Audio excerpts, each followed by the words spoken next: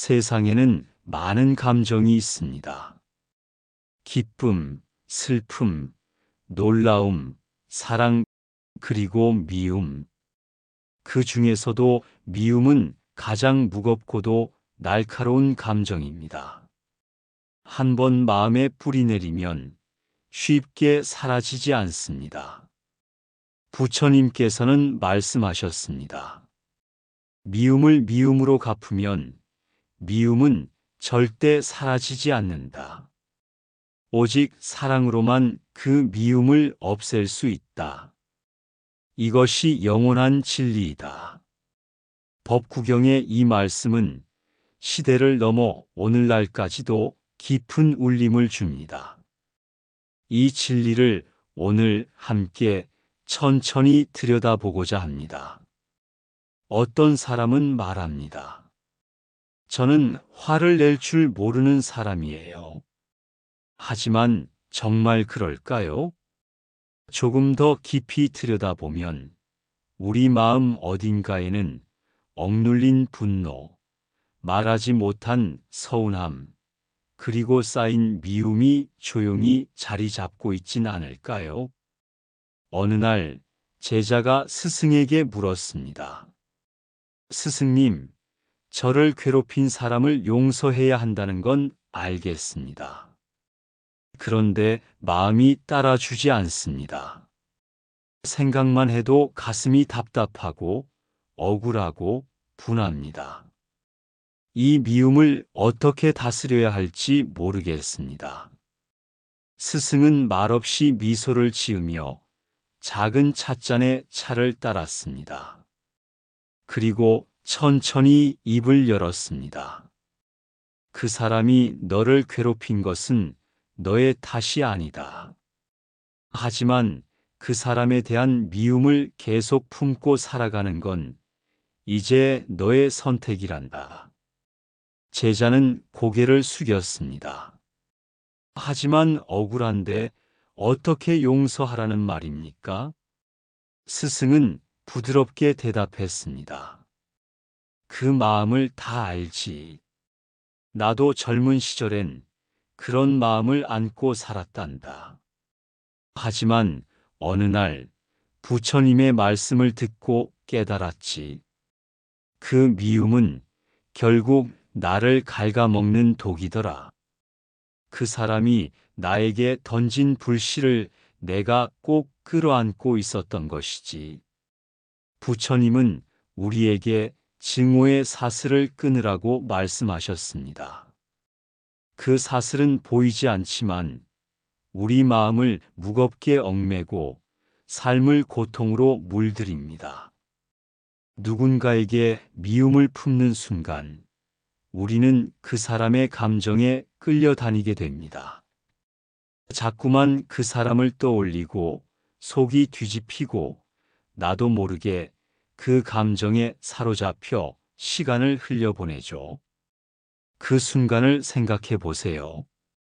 지금 이 순간 내 마음속에 미움이 떠오르는 사람이 있다면 그 사람은 지금 어디에 있을까요? 그는 내 생각도 하지 않은 채 편안히 잠들어 있을 수도 있습니다. 그런데 왜 나는 이토록 괴롭고 힘이 든 걸까요? 부처님은 말씀하십니다. 내면의 독을 씻지 않으면 스스로를 괴롭히는 업을 만들 뿐이다. 자, 여기서 자신에게 물어보세요. 나는 지금 누구를 미워하고 있는가?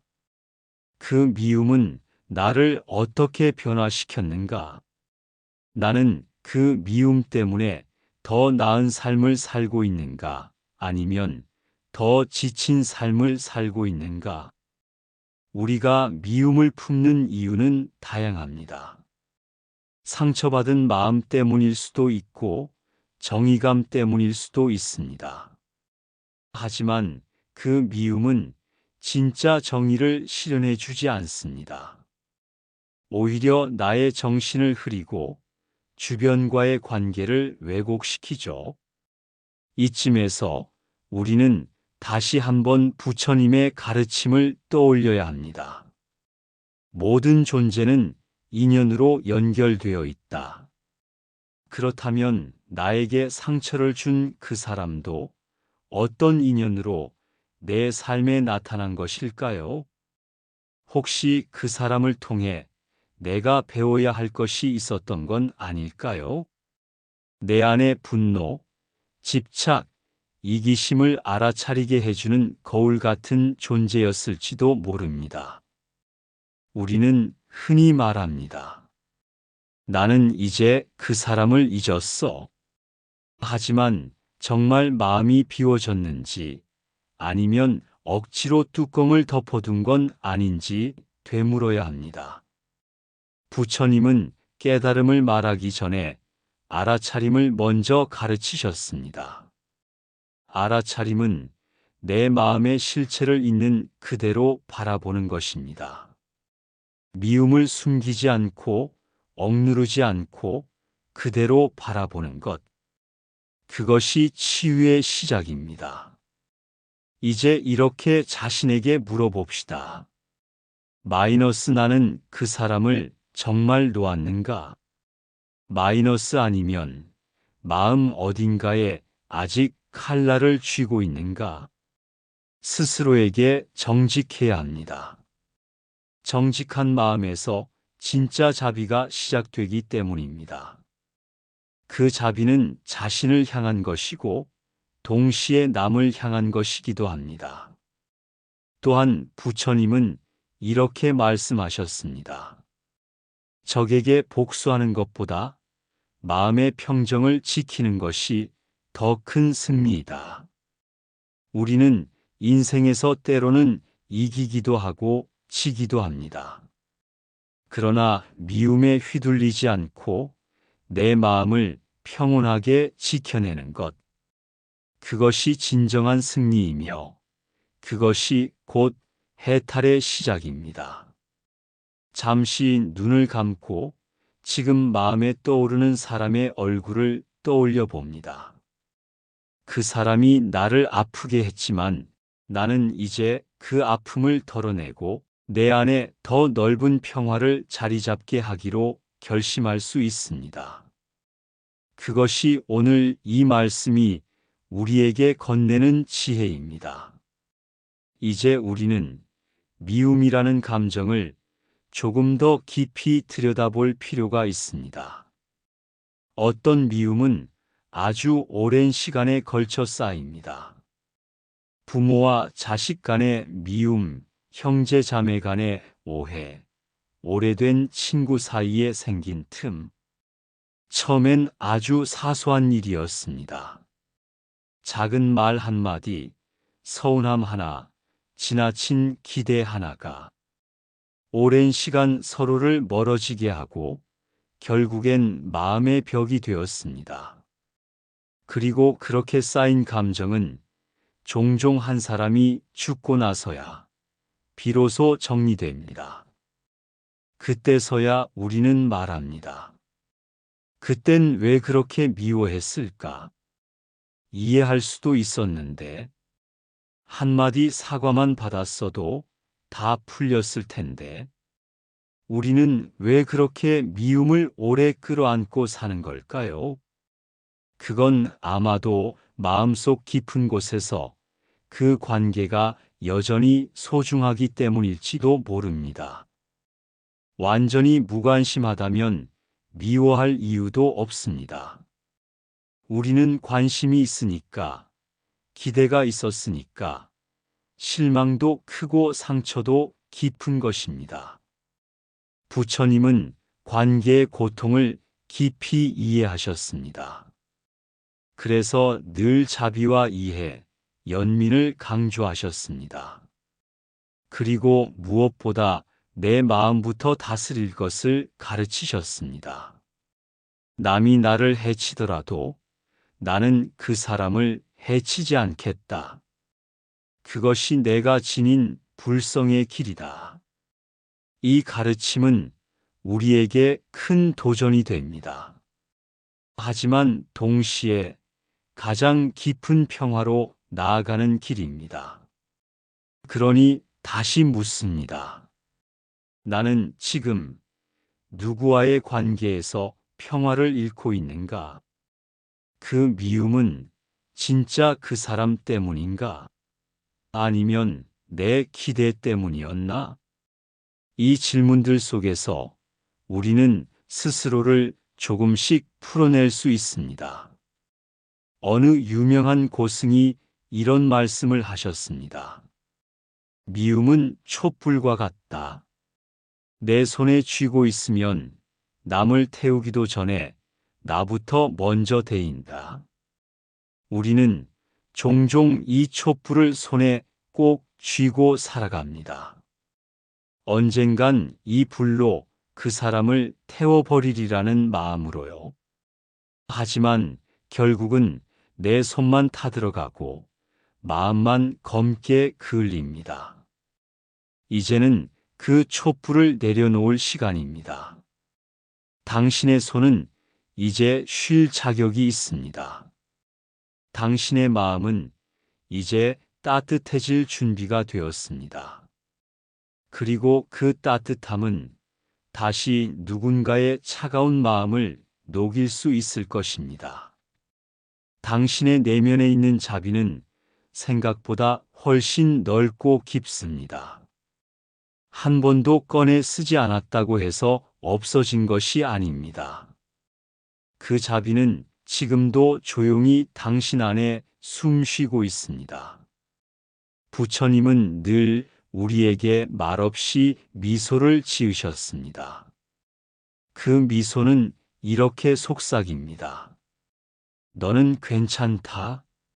너는 이미 그 길을 걷고 있다. 잠시 흔들릴 뿐, 본래의 마음은 맑고 고요하다. 이제 마지막으로 자신에게 물어봅니다. 나는 이 미움을 내려놓을 용기가 있는가? 나도 누군가의 아픔이었음을 인정할 수 있는가? 내 마음에 다시 평화를 초대할 준비가 되었는가? 오늘 이 원고가 당신에게 작은 등불이 되었기를 바랍니다. 이 등불이 당신의 어둠을 비추고 또 누군가의 밤길을 밝혀주기를, 부디 당신 안의 자비가 더 많은 미움을 씻어내는 바다가 되기를 기원합니다. 마음에 품은 미움이 있다면 그것을 붙잡고 살아가지 않아도 됩니다. 그 감정은 지나가는 바람과도 같고 손에 쥐려 하면 할수록 사라져버리는 그림자와도 같습니다. 이제는 내려놓을 시간입니다. 나를 괴롭혔던 그 기억, 나를 힘들게 했던 그 사람의 말과 행동, 그 모든 것들을 놓아보세요. 그 사람을 위해서가 아닙니다. 나 자신을 위해서입니다. 내 마음의 평화를 지키기 위해서, 내 삶을 맑고 고요하게 하기 위해서입니다. 다시 부처님의 말씀을 되뇌입니다. 미움을 미움으로 갚으면 미움은 사라지지 않는다. 오직 사랑으로만 그 미움은 없앨 수 있다. 이것이 영원한 진리이다. 이 진리를 마음속에 깊이 새기며 오늘 하루도 지혜롭게 살아가기를 기도합니다. 그리고 마지막으로 나 자신에게 다정하게 말해봅니다. 나는 이제 놓을 준비가 되어 있다. 나는 평화를 선택한다. 나는 자비로움을 택하겠다. 당신의 그 선택이 오늘도 누군가의 어두운 마음에 빛이 되기를 바랍니다. 나무 석가모니 불교에서 말하는 업이란 단지 과거의 행위만을 의미하는 것이 아닙니다. 우리의 생각, 말, 감정 또한 모두 업을 형성합니다. 미움을 오래 품고 있으면 그 감정은 하나의 업이 되어 우리의 삶에 반복되는 패턴을 만들어냅니다. 한 사람을 미워하면 그와 비슷한 상황을 반복해서 겪게 되고 비슷한 성격의 사람을 또다시 만나게 됩니다. 이 모든 것이 바로 업의 윤회입니다. 외부의 고리가 아니라 내 안의 감정이 나를 묶고 돌게 하는 고리인 것이죠. 부처님은 우리에게 말씀하셨습니다. 모든 업은 마음에서 비롯된다. 그러니 우리가 마음을 맑게 한다는 것은 곧 우리의 미래를 바꾸는 것입니다. 지금 품은 미움 하나가 다음 생의 고통이 될 수도 있고, 지금 내려놓은 자비 하나가 다음 생의 등불이 될 수도 있습니다. 자신의 마음을 이기는 자는 천명의 적을 이기는 것보다 위대하다. 이 말씀은 우리에게 깊은 통찰을 줍니다. 외부와 싸우기 전에 내 안의 어둠과 먼저 화해해야 한다는 뜻입니다. 자신에게 묻습니다. 나는 지금 어떤 감정을 반복하고 있는가? 그것은 나를 밝히는 감정인가? 어둡게 만드는 감정인가? 그 감정은 나를 어디로 이끌고 있는가? 이 질문들의 정답은 없습니다.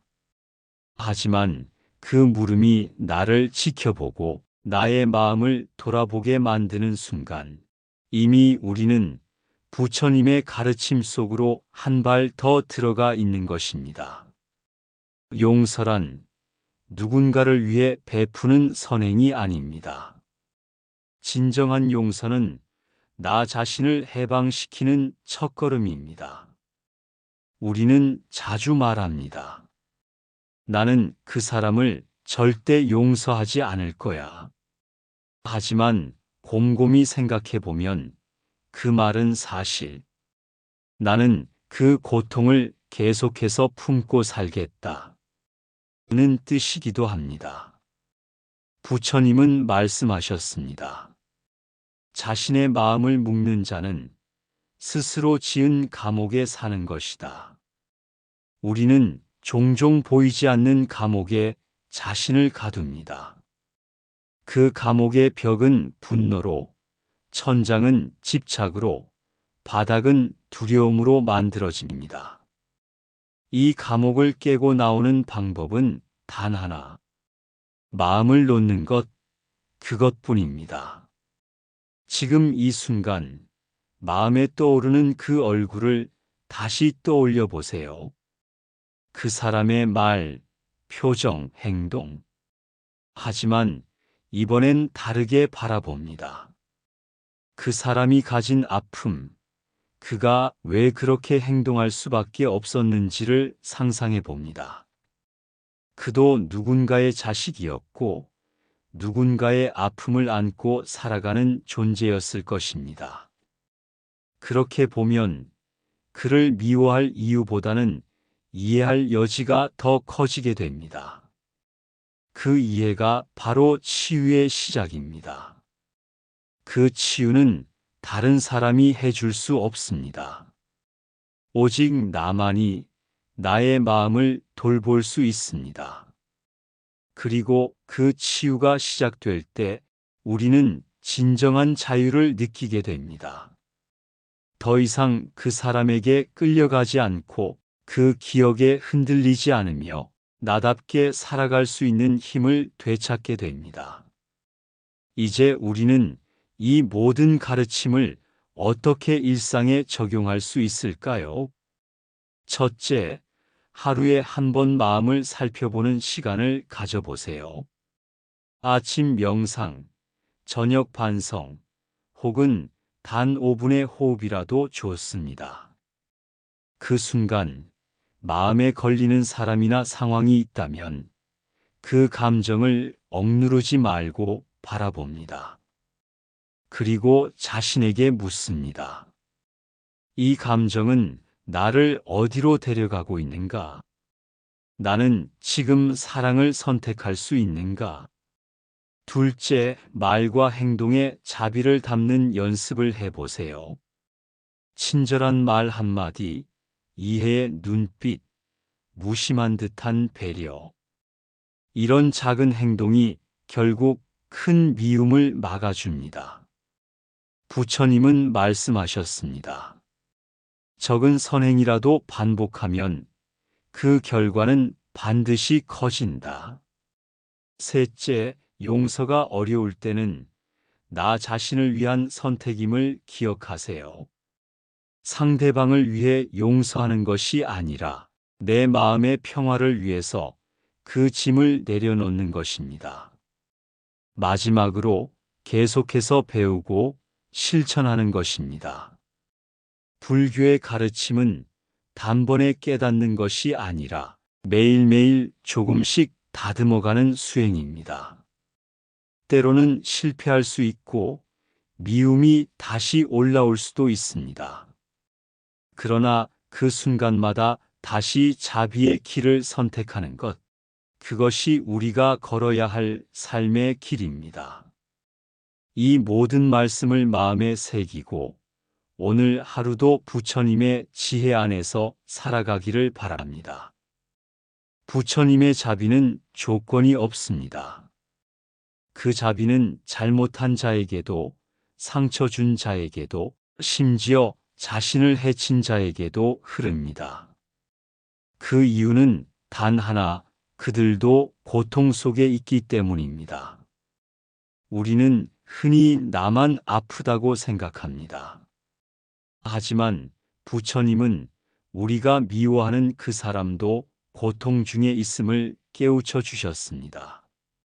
고통은 누구에게나 있고 미움 또한 그 고통의 다른 얼굴일 뿐입니다. 진정한 해탈은 고통이 사라지는 것이 아닙니다. 고통이 나를 휘두르지 못하게 되는 것입니다. 그 고통을 받아들이고 그 안에 있는 진실을 꿰뚫어 볼 수 있을 때 우리는 비로소 자유로워집니다. 그리고 자유는 다시 나를 따뜻하게 만들고 다른 이를 향해 웃을 수 있는 용기를 줍니다. 그 미소가, 그 용서가 작지만 큰 파도가 되어 누군가의 삶을 바꿉니다. 부처님께서 그렇게 하셨던 것처럼 우리도 그렇게 살 수 있습니다. 지금 이 순간부터라도 늦지 않았습니다. 내 안의 미움을 바라보고 조금씩 내려놓는 연습을 시작한다면 우리 마음 속에도 언젠가 부처님의 자비가 피어날 것입니다. 이제 이 긴 여정을 마무리할 시간입니다. 당신의 마음 속에 한 줄기 울림이 남았기를 바랍니다. 미움을 미움으로 갚으면 미움은 사라지지 않는다는 부처님의 이 단순하지만 깊은 가르침은 우리가 매일의 삶 속에서 놓치고 사는 진실을 다시금 떠올리게 합니다. 살다 보면 상처를 받기도 하고 누군가를 미워하게 되는 날도 있습니다. 그 마음은 자연스러운 감정이지만 그대로 두면 마음속에 독이 되어 우리 삶을 점점 더 어둡게 물들입니다. 그러나 부처님은 말씀하십니다. 미움은 미움으로는 사라지지 않으며 오직 자비와 사랑으로만 치유된다. 이 말은 단지 이상적인 말이 아니라 우리 삶을 바꾸는 힘을 가진 실천의 말입니다. 마음속에서 끓어오르는 증오와 분노를 그대로 발설하고 행동에 옮기기보다는 한 걸음 물러서서 그 감정을 가만히 바라보세요. 그 감정이 왜 생겼는지, 무엇이 나를 그토록 괴롭게 했는지 그 뿌리를 들여다보는 것입니다. 그리고 조용히 자신에게 물어보세요. 이 미움을 계속 품고 있는 것이 정말 나를 위한 일인가? 우리는 모두 평화를 원합니다. 그 누구도 고통을 원하지 않습니다. 그러나 우리가 품은 미움은 결국 나 자신을 가장 먼저 해치게 됩니다. 그러니 이 순간 스스로에게 자비를 베푸세요. 나 자신부터 용서하고 타인을 향한 분노도 서서히 놓아봅시다. 그 과정이 쉽지 않다는 것 잘 압니다. 하지만 한 걸음씩 내딛다 보면 그 길 끝에서 분명 더 넓고 밝은 세상을 만나게 될 것입니다. 당신이 바로 그 자비와 지혜의 길 위에 서 있는 존재임을 기억해 주세요. 자신을 돌보는 그 마음이야말로 가장 위대한 수행입니다. 오늘도 당신의 삶이 고요한 등불처럼 빛나길 기도하며 부처님의 가르침이 당신의 마음에 오래 머물기를 바랍니다. 그리고 부디 당신의 내면에서 일어나는 미움의 파도를 부드럽게 잠재우는 지혜를 품으시기를 바랍니다. 지금 이 순간부터 당신이 품는 작은 자비 하나가 세상의 따뜻한 울림이 되기를 간절히 기원합니다. 자비는 거창한 것이 아닙니다.